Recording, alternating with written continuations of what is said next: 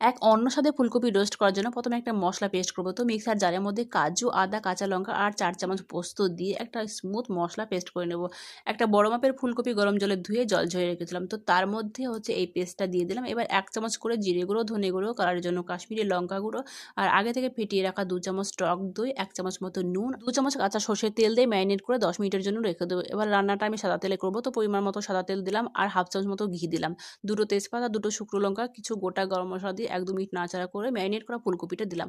পুরো রান্নাটাই কিন্তু লো ফ্লেমে করব। ১-২ মিনিট নাড়াচাড়া করে নেওয়ার পরে ২টো গোটা কাঁচা লঙ্কা দেবো এবার। কাঁচা লঙ্কা দিয়ে ঢাকা দেবো। ঢাকা দিয়ে মাঝে মধ্যে কিন্তু ঢাকনাটা খুলে নেড়েচেড়ে দেখতে হবে। এইভাবে ২-৩ বার করতে হবে। এবার ২-৩ বার করার পরে দেখো মসলা থেকে যখন তেল ছাড়তে শুরু করবে তখন বোঝা যাবে যে আমার মসলাটা কষানো একদম কমপ্লিট হয়ে গেছে। এবার ১ কাপ মতো গরম জল দেবো। দিয়ে হাই ফ্লেমে ফুটিয়ে নেব ৪ থেকে ৫ মিনিট মতো। এবার ১/২ চামচ গরম মসলার গুঁড়ো আর সামান্য ধনেপাতা কুচো দিলেই কিন্তু রেডি। তো ভিডিওটি ভালো লাগলে একটা লাইক, কমেন্ট এবং বেশি করে শেয়ার করে দিও।